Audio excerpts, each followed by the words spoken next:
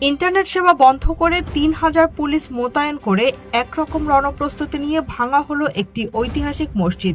ঘটনাটি ভারতের রাজস্থান রাজ্যের রাজধানী জয়পুরের। রোববার জয়পুরের মালবীয় নগর এলাকায় ৪৪ বছরের পুরনো ঐতিহাসিক নুরানি মসজিদ উচ্ছেদে এই অভিযান চালানো হয়। এলাকাটিকে কার্যত সামরিক ছাউনিতে পরিণত করে প্রায় ৩,০০০ পুলিশ সদস্য মোতায়েন এবং গুজব ছড়ানো রোধের অজুহাতে ইন্টারনেট পরিষেবা সম্পূর্ণ বন্ধ করে দেওয়া হয়।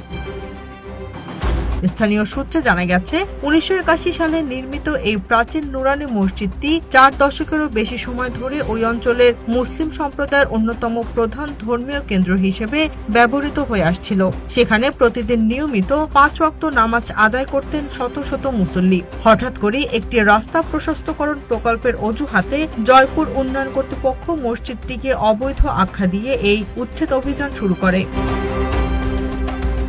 অভিযানকে কেন্দ্র করে এলাকায় তীব্র উত্তেজনা ছড়িয়ে পড়লে পুরো মালবীয় নগর অবরুদ্ধ করে ফেলে পুলিশ। অপ্রীতিকর পরিস্থিতি এড়াতে এবং স্থানীয়দের প্রতিরোধ ভেঙে দিতে প্রশাসনের পক্ষ থেকে ৩,০০০-এরও বেশি সশস্ত্র পুলিশ কর্মী মোতায়েন করা হয়। অভিযানের আগে এলাকায় ভীতি সৃষ্টি করতে পুলিশের পক্ষ থেকে ফ্ল্যাগ মার্চ বা মহড়া দেওয়া হয়।